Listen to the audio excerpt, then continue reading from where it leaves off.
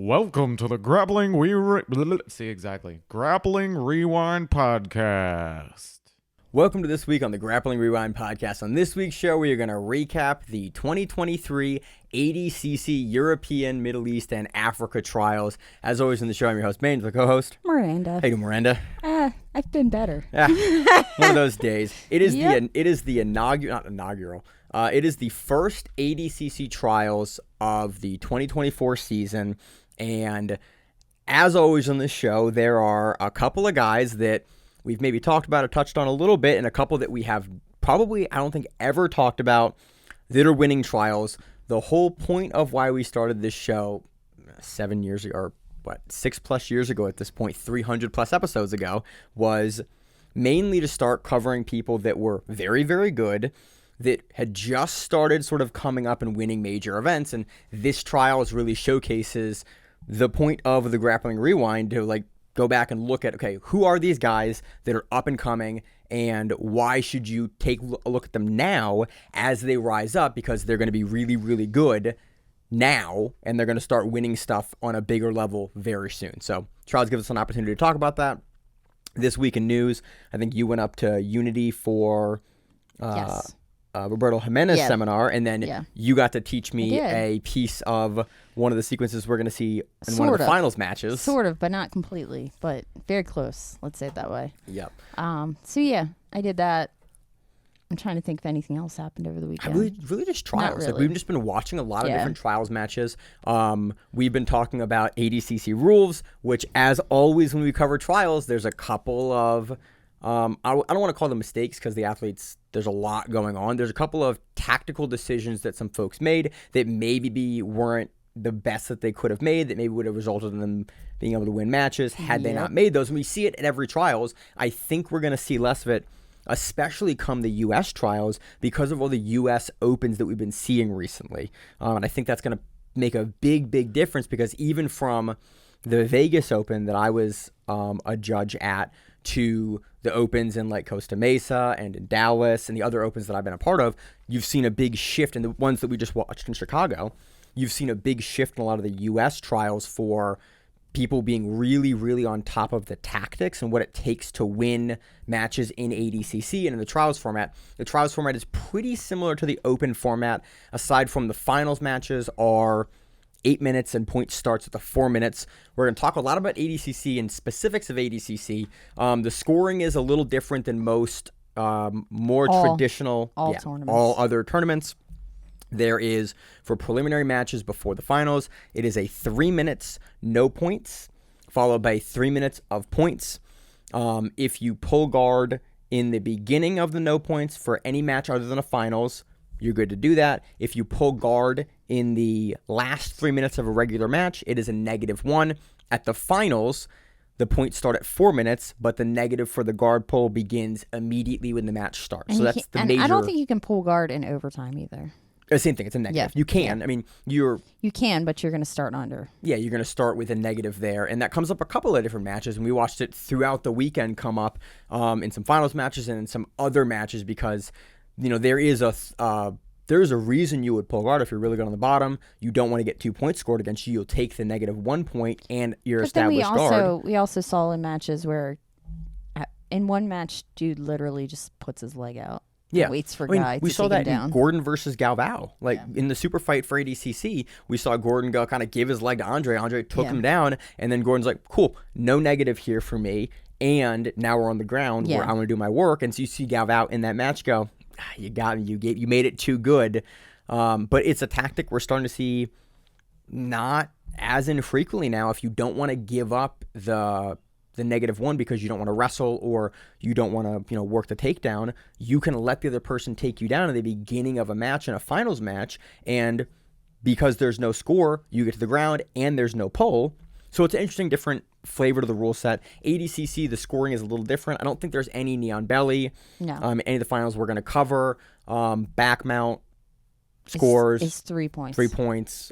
Passing guard is 3, right? Yeah. And passing guard is 3, mount is 3, back is 3. Mount is 3, back is 3. Yeah. So similar. The criteria is the same. There's a little bit of a difference criteria where you can sweeps and there's sweeps and reversals too. Yeah, you can sweep. So any chest-to-chest position that you reverse, it's 2 points. If you reverse it cleanly to side control, it's 4 points. Same thing with takedowns. If you take someone down into side control, it doesn't come up at any of the finals matches, but you get 4 points instead of 2 points if you take them down into the guard. So it's just some very different minor changes to the rules. There's some stuff. I encourage anyone listening to this section of the show to go do a rules meeting with ADCC. Jared Labuda does them. There's a bunch of them recorded now, too, that you can watch. Yeah, and Jared Labuda does a phenomenal job for all the U.S. events of explaining that. You can ask questions there. Any athletes or anyone that listens to the show, if you're curious, I highly recommend to go out and look at those. Jay does a really phenomenal job putting those together. They're on the long side, but he goes through all of the specifics and sort of oddities and criteria for how ADCC scores, and it gets you a kind of understanding as a viewer exactly what you're watching, and it makes it, for me at least, much more interesting because I understand more of the tactics for the high-level guys of like, oh, that's why he's choosing. Yeah. The biggest feature is that we're seeing the turtle played so much more now, because if you take someone down into turtle, there's no score. There's no advantages in ADCC, and so as a result, people are getting really good at within 3 seconds before a takedown is established or any sort of position is established going to turtle. We're seeing a lot of people getting really good at taking the back, which is going to come up here in a couple minutes when we talk about the finals matches. And we're seeing a lot of people getting really good at starting to tech up out of takedowns into turtle position. So with that all being said, I reorganized the podcast set. It looks the exact same on the camera, but on our end, it is very different, and hopefully nothing gets messed up. Which is why you see my eyes looking to the right side instead of the left side, because I'm trying to look at the camera as I talk. I have our on-screen monitor all changed. All changed good. If you have not had a chance to see the Grappling Rewind, the video show, it's on YouTube every week. It's a day after. It comes on a Wednesday. Don't look at us. Don't look at us. I enjoy doing the video show. So that's that. I don't think we have any other news. Really just ADCC Trials. It is the beginning of the ADCC season. ADCC Trials is essentially that region's championship for the year. That's why there are 4 regions in ADCC. There is North America, South America, Europe, Asia, and Africa are a region, and Oceania and Asia are a region. Each region has 1 championship a year. For the men, each year, there's 1 qualifying position for each division. For the women, it is the second year is the qualifying for the women, because the women's weight classes at the World Championships are 8 as opposed to the men's that are 16. This was the first qualifier for the Europeans. We're going to talk about the European champions. To enter into the European champions, or European, Middle East, and Africa, to enter into that championship, you have to have a passport from a country within the region being represented. So we'll have some folks. But have you noticed the United States, they never check? They do check. I've never seen them check. Okay. Whoops. You got to have your passport. And they require you to have it. They can check. I've seen them check a bunch. Every person I've ever known that has done trials, they never checked mine both times. Or once. The one time I did it, they never checked mine. The person that I was with that we don't speak about, I didn't see him get checked either time. We always bring the passports, though. And then, I don't think anybody else, I can't remember them checking anybody. I think it would also come up, too, if someone was not from the region. Yeah. And it doesn't come up. So all of the folks, if you win a trial, so for instance, we're going to talk about Big Dan in a bit. Big Dan does U.S. trials because he has U.S. passport, and he has a Romanian passport. Yeah. So he does both. Joseph Chen has a number of passports. Yeah. So he can do U.S. and... He's an international man of mystery. Yeah. Actually, can he do U.S. trials? I don't know. Because we don't know. His dad is from Taiwan. His mom is South African, but has a German passport. Yeah, it's German. And he grew up in an international school in China. Yeah, and Taiwan. So it's... Well, China and Taiwan are 2 different nations. Technically. Yes. So that goes into a political conversation. That's how the trials format works. To compete in the trials, you have to have a passport from one of the participating regions. You are the regional champion, and for the men, every year you get a slot into the World Championships, and for women, every other year. So these are the first people that we know are going to be in the ADCC. Usually as well, it is the first 4 slots of a division. So the gold medalist, the silver medalist, the bronze medalist, and the 4th place also get brought back or invited back. And then there are also, for the men, 4 additional invite slots or division transfer spots that make up the remaining people in those divisions. So that's how they work. 8 trials, 4 for the women. This is the first one. It's a big deal. It's a giant deal to win this. Total. Yeah, first one for this ADCC cycle for the 2024 ADCC cycle. Giant deal. Huge piece for Grappling Rewind. Or maybe just to us, but huge deal for me. This is why we do the podcast. So, Miranda, what division do you want to start with?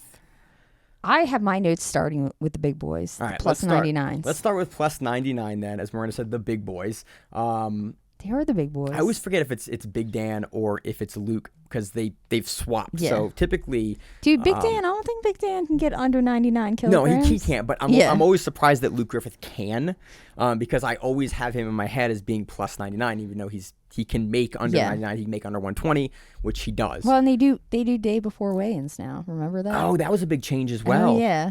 And so that happened a couple days ago. Yeah, and apparently, like, there has been almost no divisional changes. Like, That's people were awesome. like, oh no, it's going to change. And it was like, there's been like literally almost nobody has actually changed divisions. And it's pretty normal a couple months out or a month out for U.S. trials, literally just under a month out for U.S. trials for the North American trials, East Coast. You'll get some swaps. People are like, I'm not going to make the weight. And so it's, you'll have a couple of swaps a week depending on, I think the divisions right now for the men, 77 is capped at 256 competitors. Yes. 66 is getting close. 88 is getting close, and so the bell curve there is shifting where we're going to have 200 plus people per division. It is reasonable to have 1,000 competitors. You'll have a couple of them swap here and there a month out. So moving to the finals, we have, give me his name, because we did it in the pre-show a bunch, and now I'm getting cold feet. Heikki Jussila, former ADCC trials winner. Yes. He went against Gordon the first round. 2019. Yep. He went against Gordon for the first round at ADCC this last year in plus 99 versus Big Dan Manasoiu. And this match is really interesting for me because it's a heavyweight match. It's a little slower on the feet. Both guys were playing it very tactically, but we see, I don't want to call it a mistake, we see Big Dan get assessed a penalty for a pull later in the match. Yes. Because he shoots for a takedown. Heikki immediately stuffs it, 2 hands on him, and then Big Dan continues to kind of move forward and pauses for a second, looks for the legs, sort of looks to drive forward. He tries to kind of go forward for 3 seconds, and then Heikki kind of makes some space, and Big Dan sits. Yeah. And so how it was seen is, and what I'm assuming how it was seen, is that Big Dan was given a penalty because he did not have 3 seconds of essentially contact and attempt to take Heikki down. Yeah. Like, you can't just be reaching. You have to actually have the person pushing you away and stopping you from getting them down, or stopping you from working to get them down. And there were breaks in that action where Big Dan was sort of just static and not looking to take him down. It was very, very close. And I can see sort of like maybe what Big Dan thought was that he wouldn't get assessed the negative for that. But because of how the contact broke, he does get a negative for that, and he starts this match essentially the time it gets to the scoring sequence, he starts down 1 negative for the pull. Yeah. And then it was really a lot of Heikki on top. Yeah. And then they both stand up for a while. Yep. But then they both get penalized for not doing anything. Yep. And then that was the final score. Yeah. There was a really, really good single leg from Heikki where he sort of swings down and grabs Big Dan's leg. Big Dan does a great job. He pummels his leg to the outside of the hip, and then Heikki kind of adjusts and puts the leg back into the center. He then tree-tops Big Dan. As Big Dan jumps, Heikki foot sweeps out and knocks Big Dan over. Big Dan, again, knows the rules well. So he's been in multiple trials. He's been at ADCC. He turtles immediately within the 3 seconds. He gets taken down and then immediately pushes up, tacks out, and goes to turtle. So it's a non-scoring takedown sequence. Yeah. If they're chest to back for 3 seconds, Big Dan can sit back to guard, which he does, and there's no score. And so that's what he does. Again, tactically really, really good. But the match ends with Big Dan having 2 penalties, one for the pull, one for the inactivity, and Heikki having 1 penalty for kind of sitting in the half guard on Big Dan and not really like looking to progress, or like if in the eyes of the judges, not looking to progress at the rate they were looking for him to progress. I think was really reasonable calls for all the calls. Unfortunately, a little less activity than we would have seen, but at this high level with these stakes on the line, very understandable. It is odd for me to see Big Dan sort of make the same tactical decision 2 trials in a row, because he did a very similar thing at the West Coast trials versus Kyle Baim, where he pulled in the finals. He took the negative versus Kyle Baim and wasn't able to turn it around, and that's inevitably what led to him losing that match. He goes and wins the second European trials, which he has the opportunity to do again here. Yeah. But it was just it was interesting to see him sort of a year and a half later, after we've seen massive improvements from him, make the same decision again tactically and then have the same score assessed against him. I think it was very, very close. And I think you could have made an argument maybe that he wouldn't have got the -1. I think it's correct, and looking at it, it's correct, but it's close. It's definitely closer than it was in the Kyle Baim match. But it was odd to see him make the same kind of decision that lost him the match at West Coast trials again here. Yeah. I'm curious if what New Wave is going to do. Big Dan's been winning all of the opens he's entered, and the absolutes at the open. He's also probably not used to a guy of the strength and size of. Oh yeah. Heikki, So I've talked to a couple. Heikki. I call him Heikki. We're gonna butcher his name. Eventually, we'll get it right.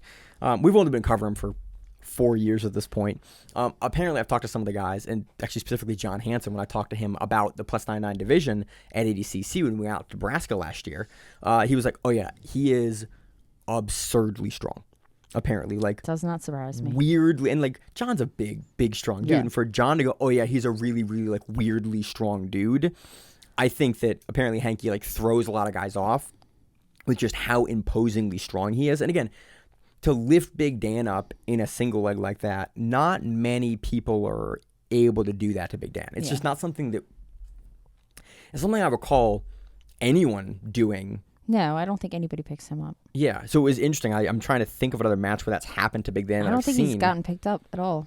Yeah, it was wild. He kind of jumped, but it's still wild. And Heikki, again, is the first qualifier for the +99 division for ADCC 2024. Wins it again, second time entering.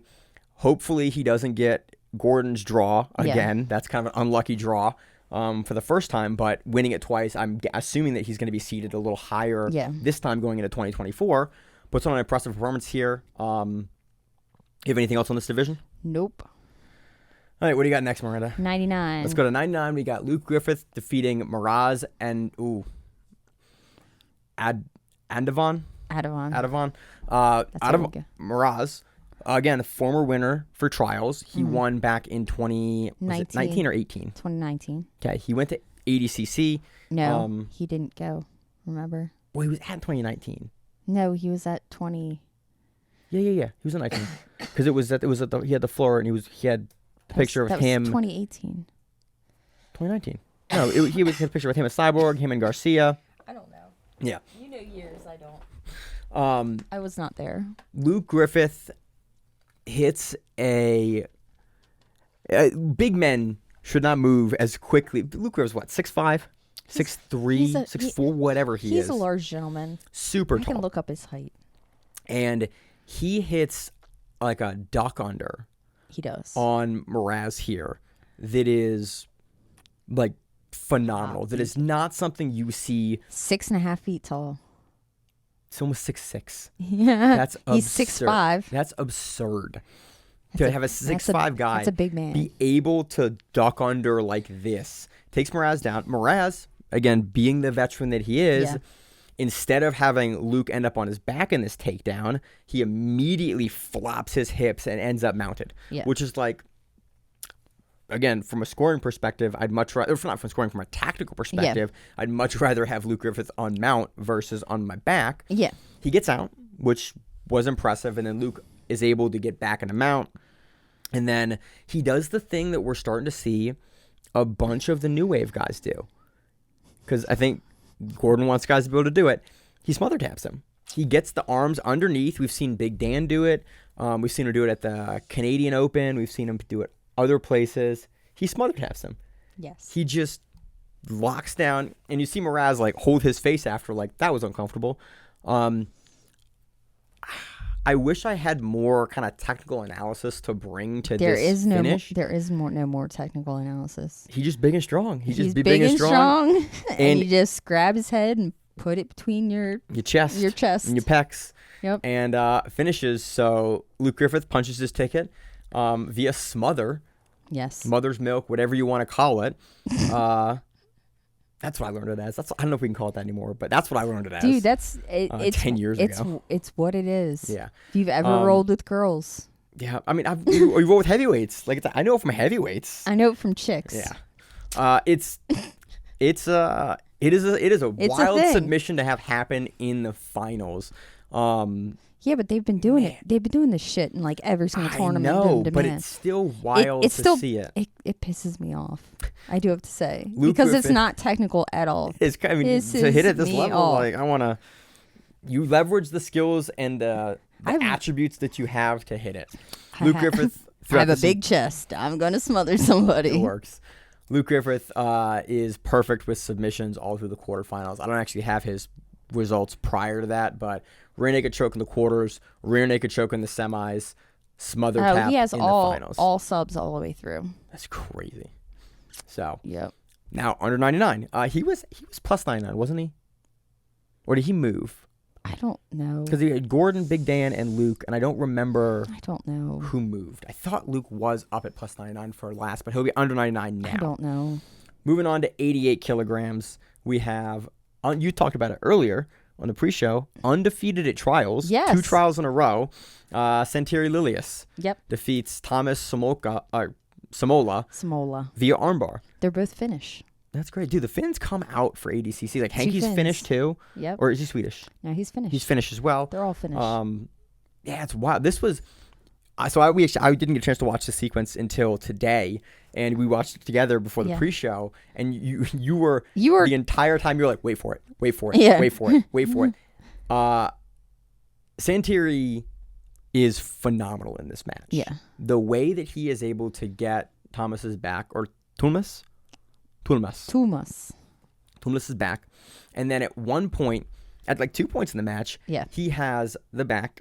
He has trapped the arm in transition here, and he like traps the arm behind the back. Yeah, like you're gonna almost do like a Pegasus or a Bonanza choke, or not in the same way as like a crucifix, but sort of with the arm extended behind. Yeah, where it's like you've trapped it under the foot as opposed to over the foot, where you can lever it back. Where it's I'm trying to think of who else does this, or like a big match that we've seen someone do this in. It's almost the position that when you are in bottom side control and you loop your leg behind someone's back and you lift it up and you pull the arm away on their cross side. Yeah. It's almost that position is sort of where the arm is. Yeah. He sets it up very differently, but he's essentially in a triangle while he's doing this.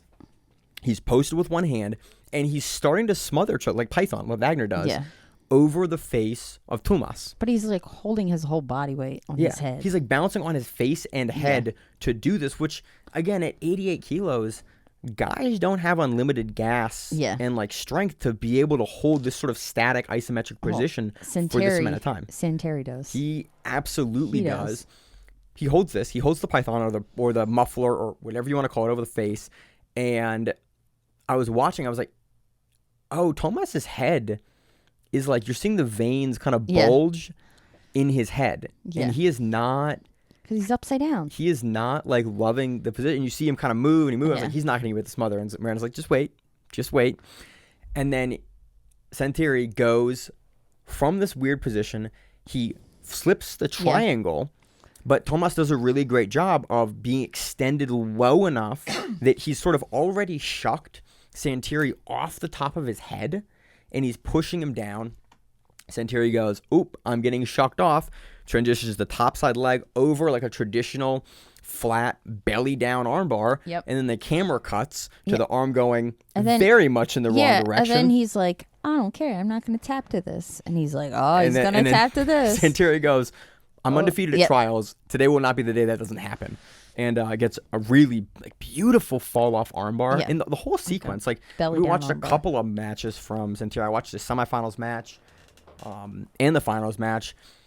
he looks great. Even in his semifinals match versus Christopher Wojcik, we see him score his 3 points against 3-0 in the last 6 seconds. Yeah, with like a really beautiful just cross-side knee cut with an underhook punched. He goes from the standard knee cut side to all the way cross-body, dives it under, and just bellies down and flattens it out after a pretty decently paced match with Chris Wojcik. So, which we've seen Chris Wojcik before. Yeah, many times. Didn't he just switch teams? Isn't he part of like New Wave or is he team? now? He I don't know. A lot of guys have switched teams recently. I'm not sure. He was in like he was out of Chicago, and then recently I saw him, and it said a completely different team. Oh, you're right. And I remember seeing it and being like, I didn't know he switched teams. He is. Let's see.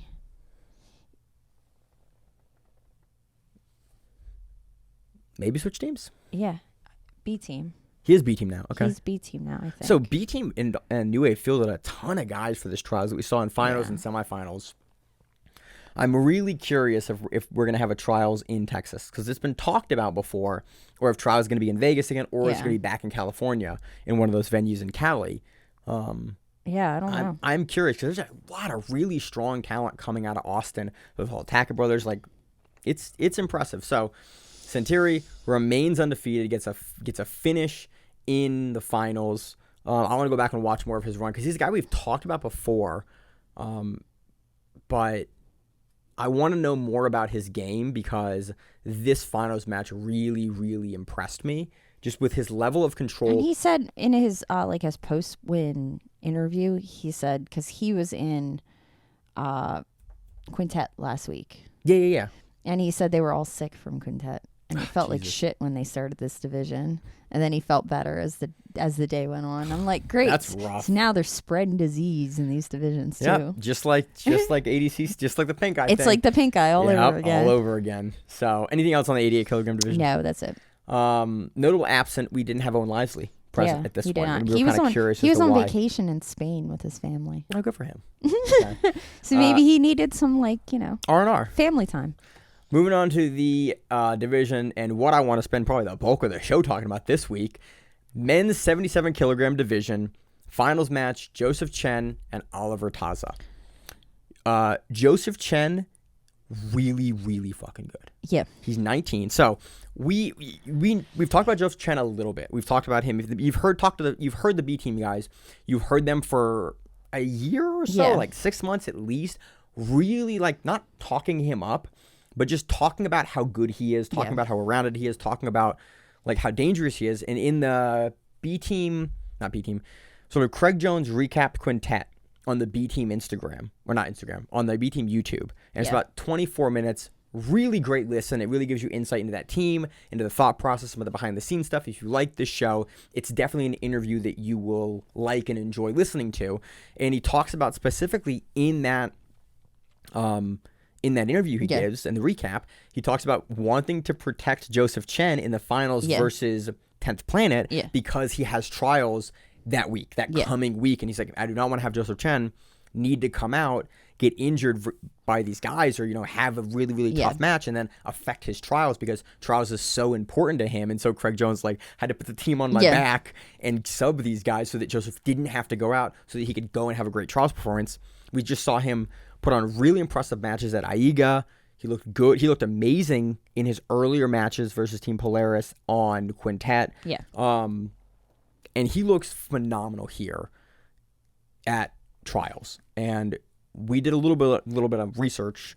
Really, we pulled the internet. Yeah. And so we keep saying that he is Chinese and German. Yeah. But really, we talked about that in the pre-show.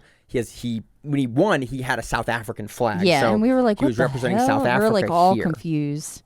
So we needed to ask him, be like, hey, what are you? I don't know. The Reddit told us that dad was Taiwan, mom was South Africa with a German passport, and then he grew up in an international school in China. Yeah. Reddit could be making all that up too. Absolutely. Because it is Reddit. It is Reddit. But we know he's a B team, and we know those guys have been speaking really highly. When Craig speaks that highly of you and they put you on the main Quintet team, you know that they think you're that good. B team has a bunch of phenomenal grapplers that are up and coming. Chen is 19. Yes. And we watched him. Actually, we rewatched his match with Taza. I rewatched his match with Langacker. I am super impressed with his ability. A couple of the guys, so the guys at 66 and 77, the winners for both, we talked about, they definitely look a little raw, but not in like a bad way, but in a, you can see how good these guys are now, and you can also see the potential that they have to become so much better. They also still make some errors in movement. Yeah. They still can get to a point where their back almost gets taken, or they almost get passed. They aren't at the point where they're not making any errors at all. But where it's like being bulletproof in your position. Yeah, but they're able to recover immediately from we're talking whatever decision that is. Joseph Chen and the winner for 66, Owen Jones. So both of those guys, there's a lot of parallels between, because both of them are 19. Yeah. Both of them are young. Both of them have had really good competitive resumes, going into trials. And again, we've talked about this for years. You do not come into trials and just like, have a great day and win it. Like, you have had a history of competition.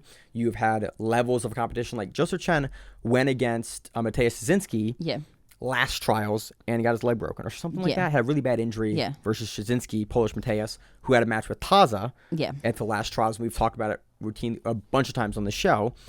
Joseph Chen, Polish Mateusz? Owen Jones had a match earlier in his career with Ash Williams and has a rematch at this trials with Ash Williams. Yeah. Both of these guys meet the same person. Like, Joseph Chen beats Mateusz Szczynski via decision. Yeah. And Owen Jones beats Ash Williams via decision as well. Like, both of those guys have had losses to people that have won trials and veterans, and in this trials have shown the improvements to their game. They had those matches when they were 16 or 17 or 18, and then now at 19 have been able to bridge that gap and the errors and issues that they've had prior with those matchups and win these matches. So, super hot on Joseph Chen.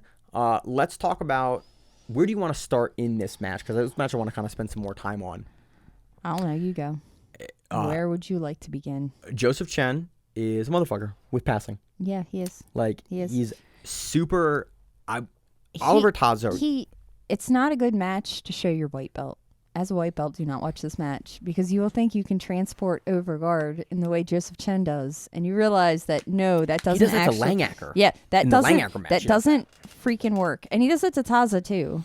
So Taza, and it's like, we've talked about. You don't do that. We've talked about Taza for years. Like, Taza has a game. He's like, he can be a little hot and cold depending on the day, depending on the matchup. But he is the best guy in the world at the the belly up knee bar and that outside heel hook. Like, there are few people in the world that have a technical depth and like a proficiency in.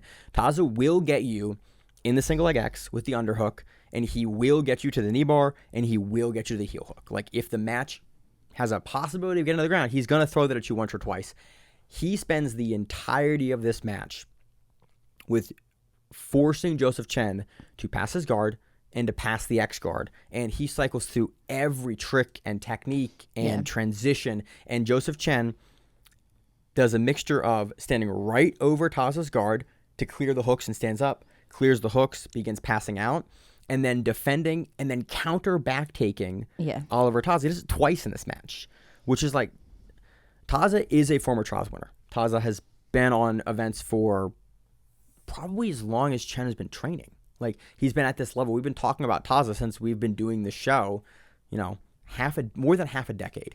And for Joseph Chen to be able to kind of weather the storm of Oliver Taza's game in all the transitions through the legs, all the X-guard transitions, be able to pass out of them and then be able to counter back take as well as he does in kind of the two different ways that he does in this match, really speaks to how good Chen is. And the initial back take sequence, Chen basically flops his leg over, rolls over. He almost gets the crucifix. He forces Taza back into the guard, and then eventually they roll, and Chen is able to get...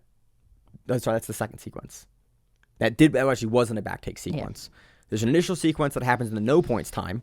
So within the first 4 minutes, that Chen gets the back, secures the hooks, secures the body triangle, gets no points because it's the first 4 minutes of a finals match with no points. He's able to do it again later and spends about... But he gets no points for that one either. No, the second one he does. The third one he does. The third one he does. In overtime he does. Yeah. And he spends almost 3 minutes. Yeah. Because the overtime, again, in the finals match, instead of being the standard 3 minutes, if it's non-scoring, is 4 minutes. Yeah. So he spends almost 3 minutes of that overtime on Taza's back. And I was watching with my wife, and she was like, man, look at his foot pummel. Yeah. And Oliver Taza, again, EBI rules veteran. We've seen him win repeatedly against high-level guys in that rule set. Well, this overtime sequence is a little complicated because Joseph Chen goes for a takedown. He kind of ends up on top, but then Oliver Taza ends up on top. And it almost takes his back. Joseph Chen's that sequence, back. because Taza rolls through underneath. Yeah, and then Joseph Chen somehow rolls out and takes Oliver Taza's back. Yeah. It's a whole like roly. And it's a sequence. That it makes sense to understand the ADCC rules for the sequence, because Chen goes for a takedown on Taza. Chen seems to be a pretty good wrestler. He's quick and he gets in on the legs very, very well. Taza, being a veteran, knows, okay, this guy takes me out in overtime. It's 2 points. I'm probably not going to be able to get those points back with limited time, so I want to avoid that. He turns his back. Chen has to sort of jump up. Taza does a roll through like the standard. It's not the knee bar roll through, but it's in similar style, because if Taza can roll through and get to turtle on this sequence, like we talked about earlier in the Big Dan match, it's non-scoring. You're not giving anything up by doing that, so tactically it's the right decision to make. Taza rolls up. He rolls through after 3 seconds, and then he almost starts to take Chen's back. Once there is a transition from the takedown sequence to a back take sequence, and that sequence is more than 3 seconds of someone trying to take the back, this comes up at 66 as well, then it is a new sequence. So that's what happened in the Worlds match with AJ Agazarm, where there was a takedown sequence, and then there was a back take sequence that didn't end up scoring, and then there was somebody getting on top. Yeah. Had you not had it's a continuous motion rule. Yeah. So once there's a break in continuous motion, and there's attacks and there's sustained attack at a different position, then the other sequence is dead. And so that's sort of what happens here, where there's the reversal where Taza almost gets on top, and then Chen gets on top, and then Chen is able to take Taza's back off of this sequence, and spends 3 minutes with just beautiful foot pummeling. Yeah. And I watched this 3 minutes of the match. I think I watched it 2 or 3 times at this point. I think I've watched it at least 3 times at this point. I'm just so impressed with Chen's ability to go from body triangle on the top side leg, and then Taza will switch his hips, and then switch the triangle so it's the bottom, and switch to the top. And then Chen has really flexible knees and hips as well. Yeah. He can come and do that like double body triangle over the hip line. Yeah. Where it's like he's not locked over one knee, he's just locked like shin to shin almost across where your feet are. Each foot is touching a knee, essentially. I'm not sure what the name for it is. It's non-scoring. Yeah. Actually, I don't know if... I assume this would technically be scoring because you're covering both hips. Yeah. It's not hooks. It's not really a body triangle. I actually should probably ask some of the ADCC folks about this if that style of body triangle would score, because actually I think it meets all the criteria to score, but it doesn't get unlocked here, so there's not a rescoring sequence. Chen only scores 3 points from the sequence, but it was just, again, 3 minutes of a guy with like Oliver Taza that has amazing back defense because of all of the years of doing EDI style tournaments, especially when that was in vogue, when he was with TriStar, when he was with Henzo's, when he was with the DDS guys. Now he's in the room at New Wave. Like, those guys know how to escape the back. But Chen, with all the skills he brings and being a B team, knows how to keep the back. And so that was something we saw a couple of different times throughout the event with Chen, is just his ability to get your back and then keep your back, or make you really have to give up bad position to escape the back. So I'm super hot on Joseph Chen. First winner at under 77 kilograms for ADCC going in. Any other matches you want to talk about? Want to talk about his match with Szynski, or more about the Taza match? Szynski. His Szynski match.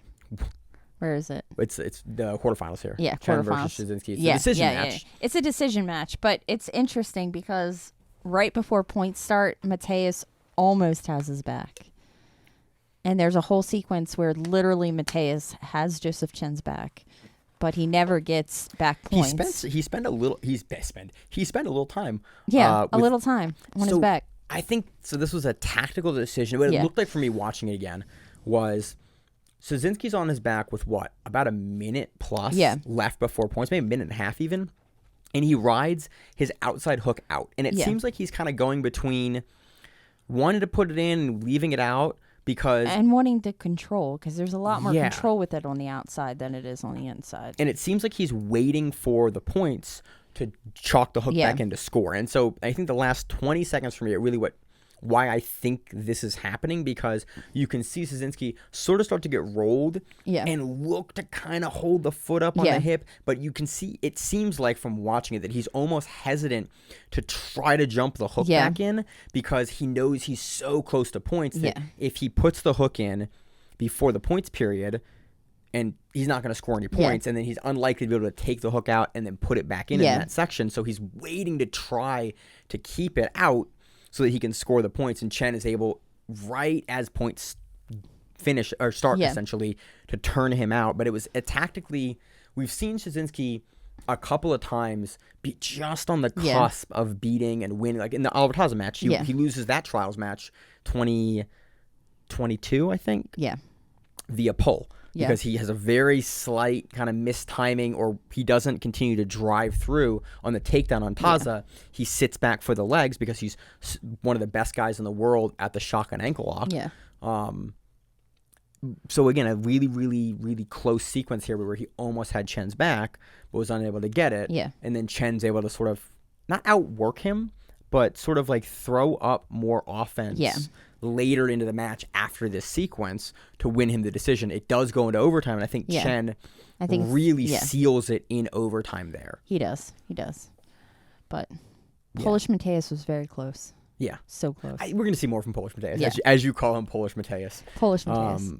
Also, the Tommy Langacker match versus Joseph Chen was also really good. It is sort of the tale of, we talked about years, and Josh kind of came up with it years ago. Like, Tommy Langacker is a man that at any point in a match can pull a rabbit out of his hat. Like, he could submit, like, Langacker can be down 15 points, 20 points, doesn't matter. I don't know if he's actually been down that much, but at any point in time, he can just go, I better win and submit you, and have a highlight reel sub. There was a period in like 2018 to like 2020 where Langacker would just be down, and then he would just go, I got to win. And you just see Langacker turn it up and turn it into this like different dude, and then submit guys out of that were up, or, you know, he would get out of that spot and just submit someone. He has some of the, especially in the gi, has some of the best finishes in the world. Joseph Chen beats Langacker 9-0 here. Yeah. And at the end, Tommy's going after his legs. Like, hard going the after last his legs. like minute, or Langacker going, I got to put you away now because you're up on points, because he's up 9 points, and you see Langacker go into that gear that Langacker has that very few guys have in that way. And he's gonna knee cuts. He's coming around. Like, he increases his pace that deep into a match that most guys just can't do that. And Chen, to his credit, weathers the storm. Like, he retains his guard. He gets his knees in. He stops Tommy from being able to outside pass and inside pass, because Tommy is throwing the kitchen sink at him, where he's throwing off-time passing, he's throwing knee cut passing, also throwing outside passing, and he's doing it sort of all in sequence. And Chen is never passed. So just phenomenal work from Joseph Chen. And again, I love watching Langacker. I love watching his game. And even Taza, like both these guys that Chen is able to beat. I really hope that there is enough room at 77 that one of these guys wins the trials and one of these guys makes it in. There's also another trials. Yeah. There's so much. And Oliver Taza can do U.S. trials. Langacker is going to be probably most likely to be at the next European trials performing this well. Szczynski is going to be in the next European trials performing this well. The 77 kilogram bracket is unfortunate because there are so many. It is the best men's division. It is. By the numbers. Just like it has the most talented men. The largest division. Yeah. It's already capped for U.S. trials in a month at 256. There are so many guys that you could slot in to a top 20 when you spot. think about it, it's the natural bell curve for athletic men. Yeah.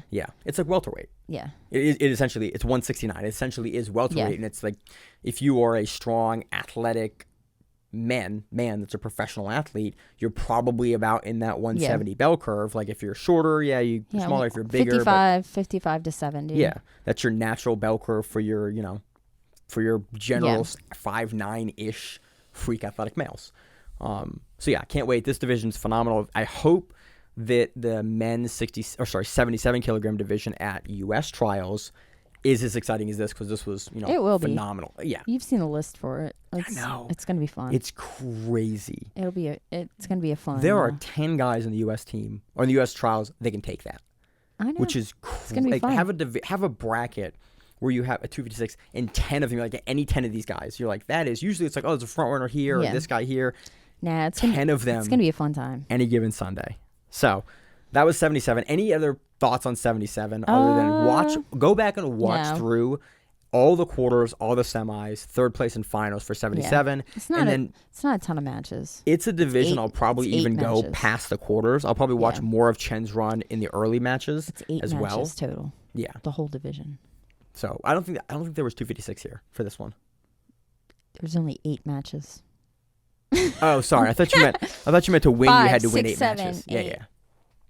4, 5, 6, 7, 8. Yeah. Yeah. 8 matches. Go back and watch the 8 matches.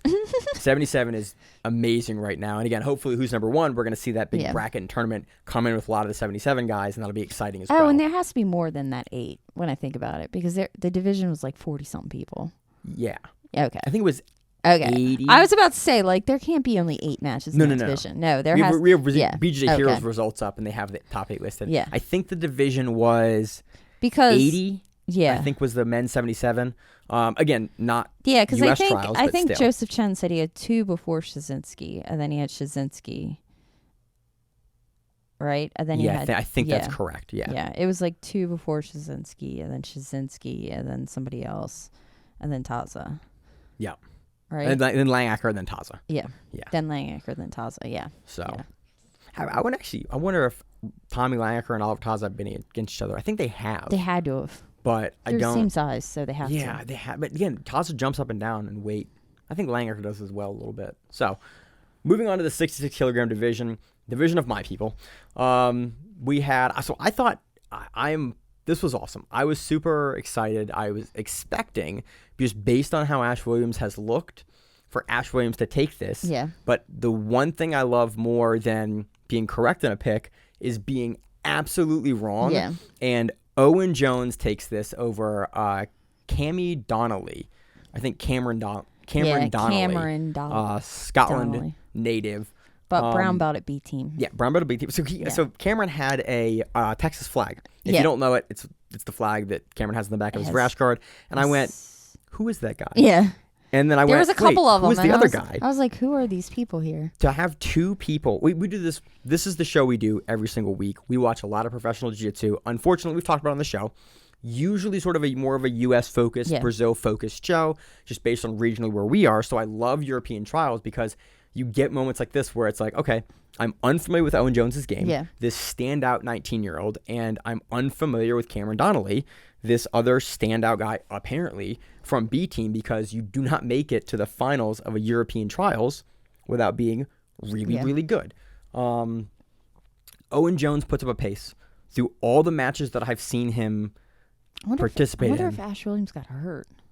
Well, he's Owen Jones here, semifinals. No, but then third place, it's a walkover. Yeah, so Ashley Williams didn't compete for third place. I didn't catch that till just now. I didn't either. Well, I think that goes before one of the ladies' matches, and there's like this big kind of like nothingness, and you're kind of like waiting before one of the ladies' matches. No, I thought 77 was right after, because you see them lifting up Owen Jones in the match with Joseph Chen and Oliver Taza. Yeah, but they do third place at a different time, don't they? Oh, you're correct. Yep. No, you're right. I think it's before something. I want to say it's before a ladies' match, only because you like look at the names and you can see the names on the screen. You're like, that's not the names that I'm supposed to be looking at. And then they for the change matches. Yeah. Okay. But anyway.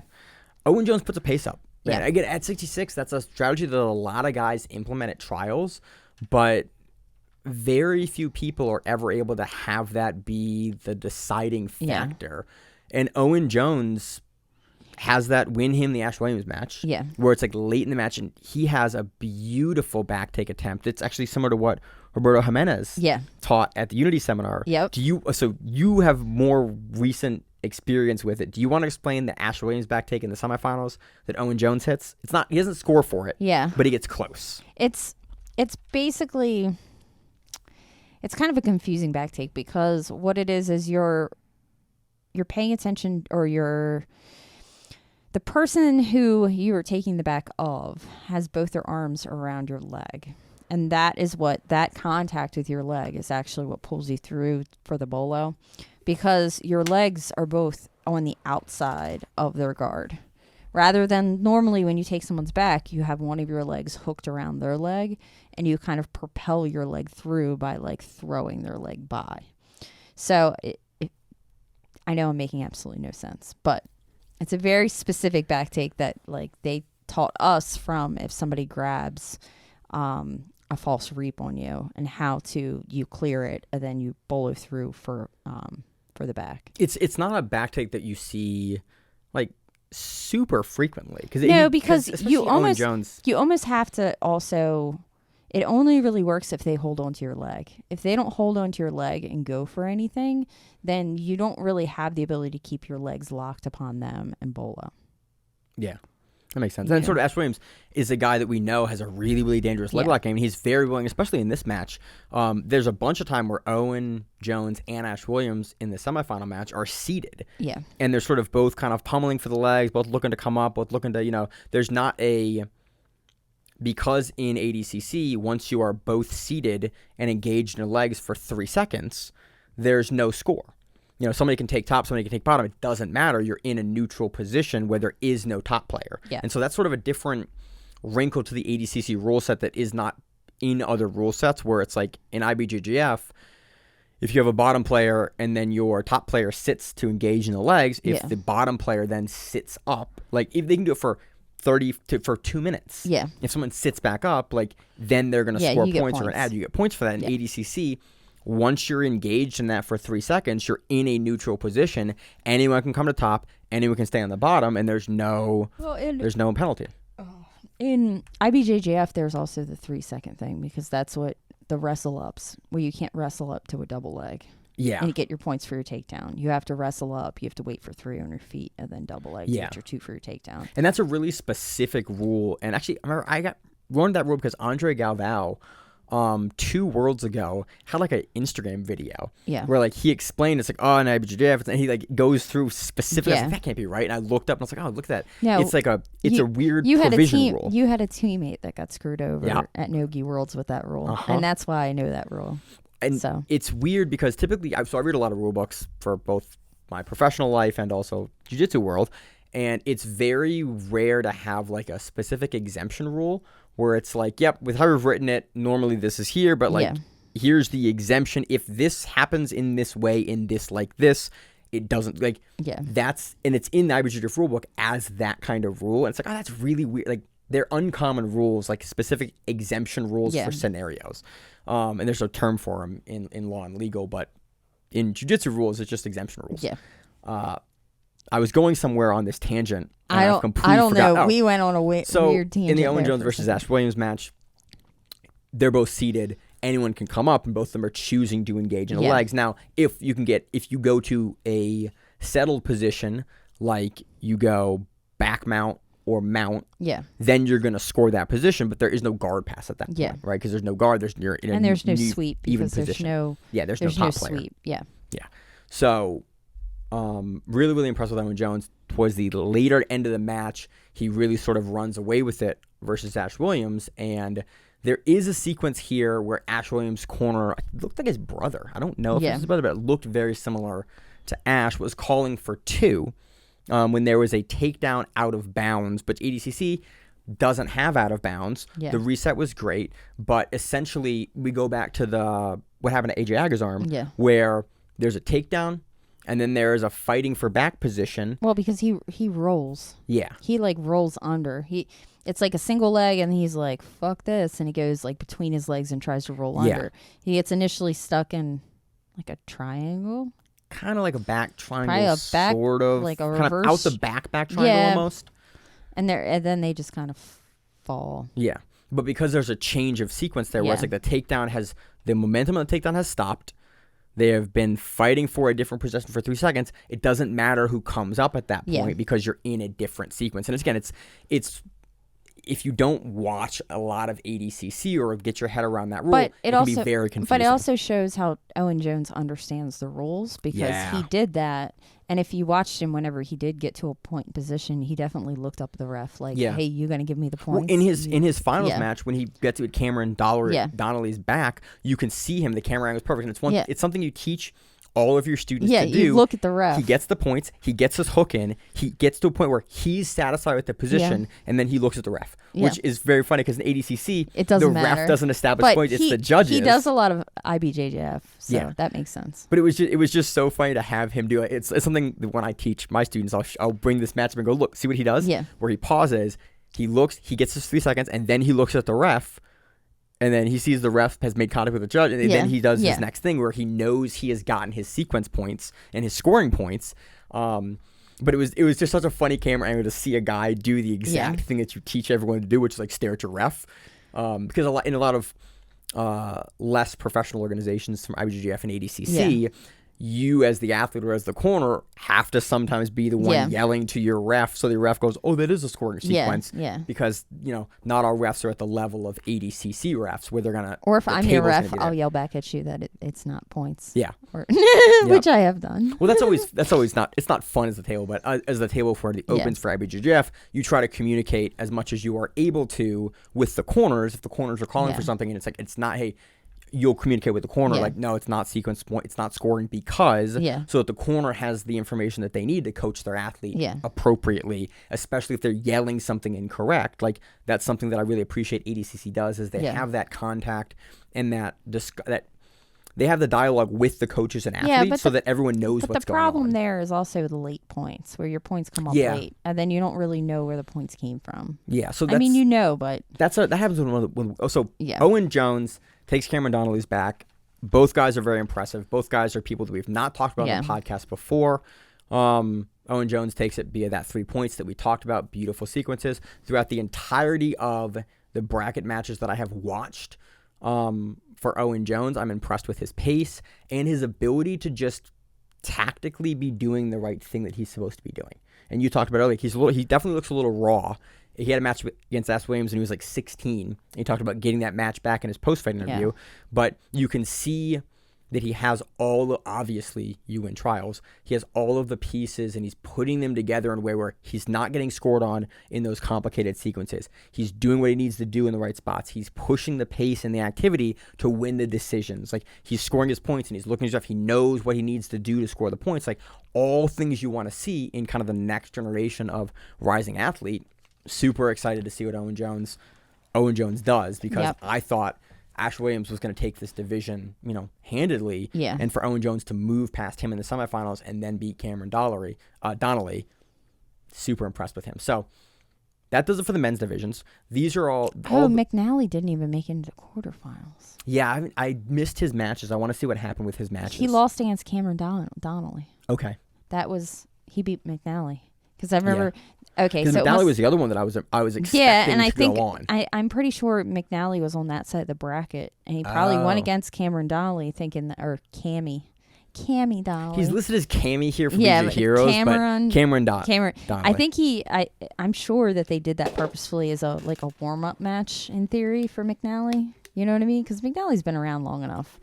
Not a warm-up, but McNally and Ash were in the finals of trials. That's what I mean. Trials. So you put them on other ends. Yeah, you put your number one and number two seeds on the opposite ends. And then you try to get them because have some and matches. That makes sense based on the seeding, based on guys have been to the world championships. Like, we're gonna put them not next to each other. Yeah. That's unfair for how highly Cameron ranked they must are. have took him out early. So really impressed with Cameron and Owen, two guys that we know now. We didn't know before. And Owen did beat Deagle too. Oh yeah, Robert Deagle. His third match was Deagle. Yeah. You actually, I haven't had a chance to see it yet. You watched it. I watched it. Any highlights? He outpaced Deagle. He kind of put Deagle on his back and kept on going after him. He got out of anything Deagle kind of put towards him, which is crazy because we know how dangerous for a leg locker Deagle is. And he just kind of he just kind of kept on. I want to say he wins on points. I want to say he gets points. I don't have. I thought I took notes, but yeah, Diego's not the maybe guy that we see in the U.S. trials or in the North America. I always call it U.S. trials. I'm gonna probably keep making that mistake in the show. North American trials, yeah, but also competes in the European, Asian, and African. European, Middle Eastern, and African trials, Euro trials. yeah. He does both, and we've seen him perform very, very well at both of those trials. So it's again a really impressive. I guy watched to this get match through. like 3 times, and I never wrote down exactly what happened. But I know he beat him. It's been a big weekend of jiu-jitsu. I know he outpaced him, and that was Yeah. part of the reason. I want to say he wins on points, but I'm not completely positive on that either. I'm just so impressed with. Again, another 19-year-old showing that much like technical prowess and tactical prowess, because usually all of the younger athletes, you'll see them in the sequences we see Owen throughout the tournament. You'll see them make those mistakes, and like veteran guys like Ash and McNally will like capitalize and beat them, and Deagle will capitalize because they know how to play the game. And Owen, I don't see any of those mistakes right now from Owen Jones. Really, really impressive. So moving on to the women's divisions, we have, you have them written down. I have them here. Let's start with, so men's divisions, 66, 77, 88, 99, and 99 all qualify for the World Championships. They are 16-man brackets, the World Championships for the men for those divisions. The women's divisions, there are 8 women brackets, and so the second trials is the qualifier. This is the first trials that we've had. I like how this is tagged as a man match. It is. Yeah, it is tagged wrong. Yeah. The first trials for the women.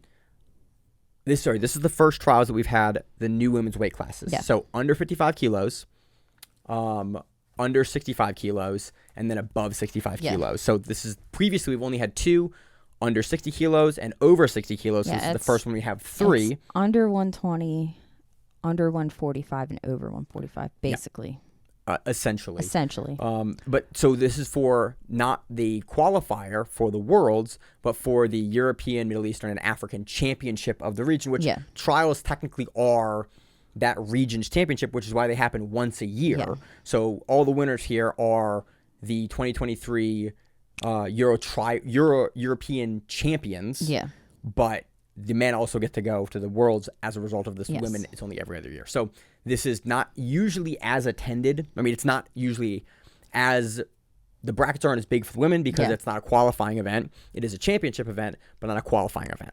So for the women's, this is plus 65 kilos. We have Jessica Torlita and Anna Svensson.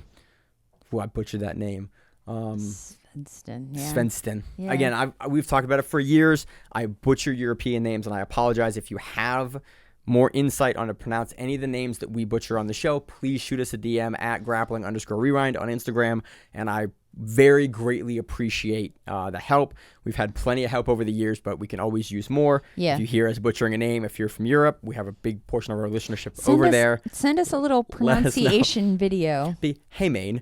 It's this, and like a voice memo is always appreciated. So that I can hear you say it and replay it over and over and over again. Say it again. in a funny manner so that we then have a joke. And then I can send it to the chat for the whole team for Grappling Rewind. We can enjoy it, or just give me a regular pronunciation. So, moving on to the women's. Oh, we forgot about Dima.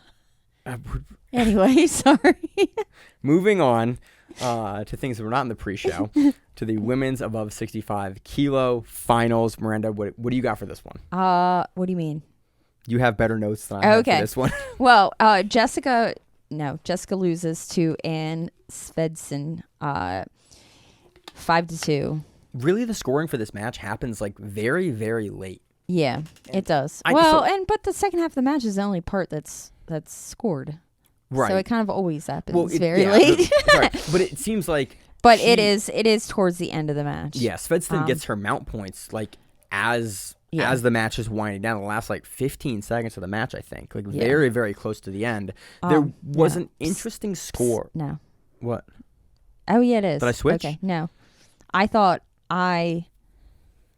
Sorry, I had the wrong name. I'm looking at the Flow Grappling thing, which only ever gives me the like the abbreviation, and I have to look to the match name itself. I wish that Flow would update their interface to give me the whole fucking name. No, it is I have so the wrong... difficult to watch these things, especially when I'm going to butcher pronunciation as bad as we do. I have the name switched. Okay. And I realize this now. So Svedsten wins this match. Yeah. So Jessica Tolita, there's a 2-point score here on the board. I don't think it's Torlita. I think Tortilla? Tortilla. What'd I say? Oh, I saw the L. I got dyslexic there. My bad. I mean, you're trying to make it like super... Jessica Tortilla. Yeah, Tortilla.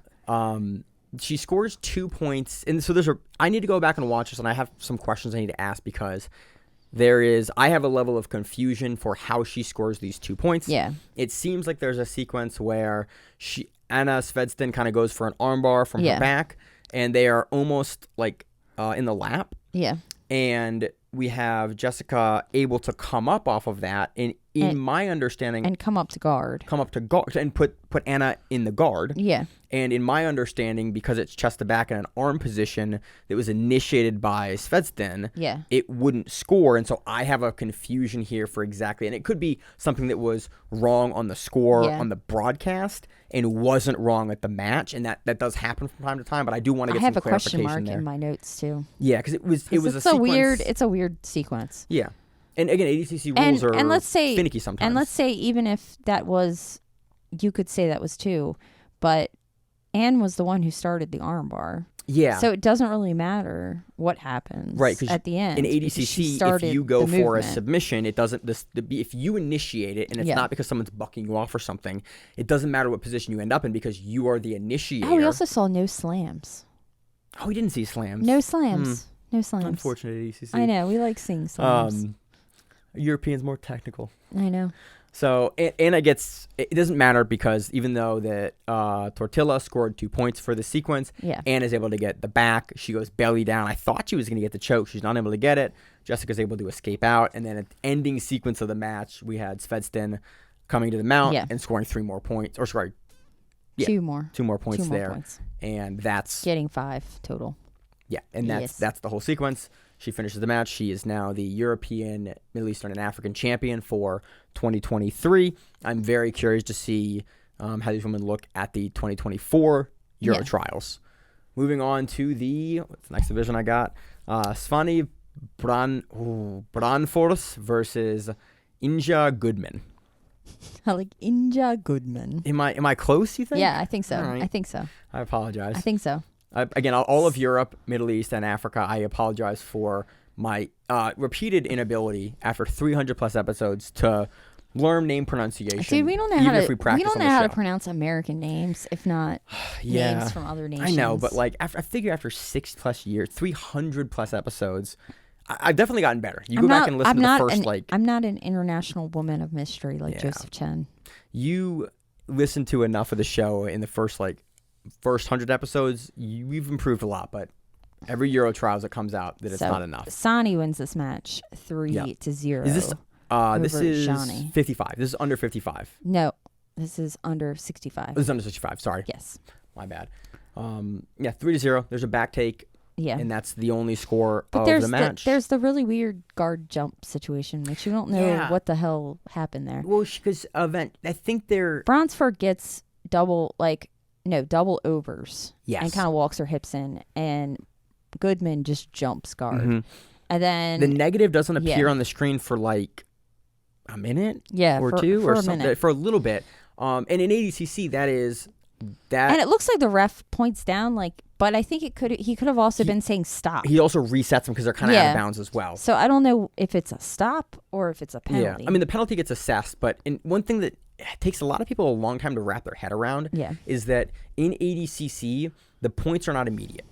So most of the organizations, the points are boom, boom, something happens, and the next second there's points scored and it's on the board a second later. ADCC, the judges and the secondary judge will discuss sometimes. Yeah. If they want to score something, and so there can be a corner screaming why isn't it points? Because the judges and the refs or the judges are still discussing what they're going to do with that score to make sure that they score it correctly, so that they avoid most of the time putting an incorrect score on the board and they need to take it off because they've discussed it, they've come to a consensus, and then it goes on the board. And so there's no time frame for when score goes on the board.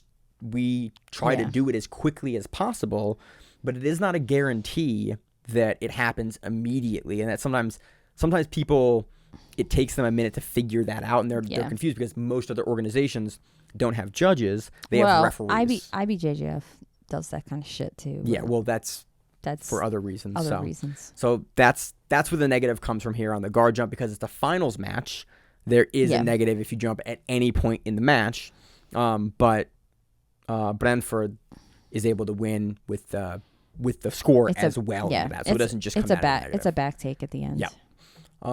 And then in the women's under 55 kilogram division, we have Josephine. You said her last name earlier on the pre-show. Modig? Okay. That's not what I was going to say, so I'm going to go with that. Modig versus Anna Berg. Modig or Modig? I think Modig. Modig. I probably should look up where she's from. Yeah. This match it wins via rear naked choke. Yep. In the end. In the last 15 seconds. And she gets that almost like a bulldog choke where you like grab their head and you're just like, fuck it, I'm going to take their head off, but I don't have my hooks in yet. Yeah, it's a gangster choke. Josephine just sort of levers it in. Yeah. And then the sequence is weird. It's from like almost like a failed outside single leg attempt from Anna, where Anna sort of comes in to get a single leg, and then Josephine kind of just steps behind her, throws not a ninja choke, but basically a rear naked choke from the side in, and then just goes, I'm taking your back, and then gets the hooks on, takes the back, flattens out partially, and just finishes the choke. But it was an odd little sequence there right at the end. Again, finishes it with 17 seconds left, very close to the end. It was a 0-0 match that was going to overtime. I mean, why not? Yeah. So Josephine is now the 2023 European champion. Yes. For ADCC. And so, again, looking forward to seeing, 3 women's weight classes at the next trials. Super looking forward to it. Overall, great weekend of events. A ton of stuff to rewatch. I cannot wait to kind of go through 66. More of the matches than we covered on the show here, but it's great. And we have 2 weeks to who's number 120. Yeah, we do. So that's coming up quickly, and Pans is the 29th, so that's 2 weeks ish. And then we have who's number 120. Yeah, we have Nogi Pans on September 29th. And we will cover that. Oh, actually, it's the same week as who's number 1 is a weekend. Yeah. So we'll cover Pans. Who's number 120? That's the press conference. Yeah. So that's the following day. October 1st is the actual, which means actually Pans is the same weekend. Yeah. Because Pans starts on the 29th but goes through. Yeah. So it'll be both of them. Yeah. We will probably cover an abbreviated Pans just because who's number 1 is going to have a lot of the top contenders Nogi that we see. It's honestly also on our end a much easier event to cover. So we're going to touch on Pans, but probably spend the majority of our time talking about the super fights because those are professional paid matches, and we like to highlight organizations and events that are paying out the athletes. And Gordon's on that card. Versus Gaudio, a rematch that I'm happy to talk about. Yeah. And then we have the ADCC East Coast Trials coming up October 14th. So we're going to get we already have some names for some of that. So look forward to our preview for that. And then we are actually all going to go out to trials. You're going to compete at trials. Yeah. I'm going to not compete at trials. Well, I don't know if I'm doing trials yet. I'm doing the open. Okay, we're going to see. At this point, if I can get myself down to 120, then fuck it. I'm doing under 55. We're going to see what happens. Jesus. Day before weigh-ins, Miranda. Day before weigh-ins. I know. That's right. And we've done it before. We have done it before. We can do it. We can do it again. Did it for Vegas Open. Maybe. So. I don't know. So that's good. It's a little bit different. That's all we got going on. It's going to be an exciting couple weeks. We are now officially into the ADCC season, almost exactly 1 year from ADCC 2022. Yep. Trials has begun. I saw the pictures come up. I did too. They're everywhere. I saw a picture of your wife and Gabby Garcia. Uh-huh. Yep. It's great. I love it. So super excited. I got my hotels booked for ADCC for Atlantic City. Yep. The only reason I go to Atlantic City is for ADCC. So every other year I'm out there, and so I'm looking forward to it. Yeah, our hair is this time. Yeah, I've never been there. Freaking the last place, the Showboat has a freaking water park now. Really? Yeah. So why don't we say? All right. Well, maybe. But maybe we'll mix it up because Remember that was the hotel that the shower heads were like. They're Okay, chest so height? I'm 5'2". I am a short woman. Are you 5'2", really? I'm 5'2". That's crazy. And it was hitting my chest. I am a short Also, woman. Our rooms didn't have AC. Remember that? No, our rooms had AC. Was that Westgate? That was Westgate. That was Westgate. That didn't Vegas. have AC. All of ADCC blends together This for was me at the this really point. short, showers. Yes. Where like I don't know how Zach took a shower. Yeah, Zach's about 6'2", 6'3". So yeah, no, he lied. It was literally No, almost stomach height. you guys had to switch rooms because your first room smelled like cigarettes. Yes. And then you had to switch rooms. ADCC. Love going to Atlantic City for these things. And gotta Vegas. love Atlantic City. But it's always fun. We always have a great time. We always don't sleep a lot. We always do live shows from there. So every day we recap it. It is always, everyone's always exhausted. But and we always have a bunch of of people we know competing as well as a bunch of famous people competing. It's always such a cool event. I think the entry fee is like $25. Like well worth it if you're in the region. I go to all the trials now because they're awesome to go to, and it is worth my vacation time to go and do that. So I got nothing else, Miranda. You have anything else? I don't think so. All right. So as always on the show, I'm your host, Main, my co-host. Miranda. We have the Grappling around, just sit on the mat, whatever it is. Stay safe.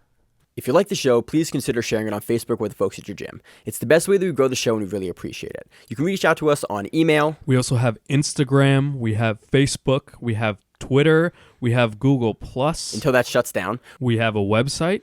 If you have an event you would like to have us cover, please let us know. If you have a name, like most people do, and you'd like to have us stop butchering it, let us know. Reach out to us. The show is also available on YouTube, Spotify, in addition to iTunes and every other podcast service. We very much appreciate your time, and thank you.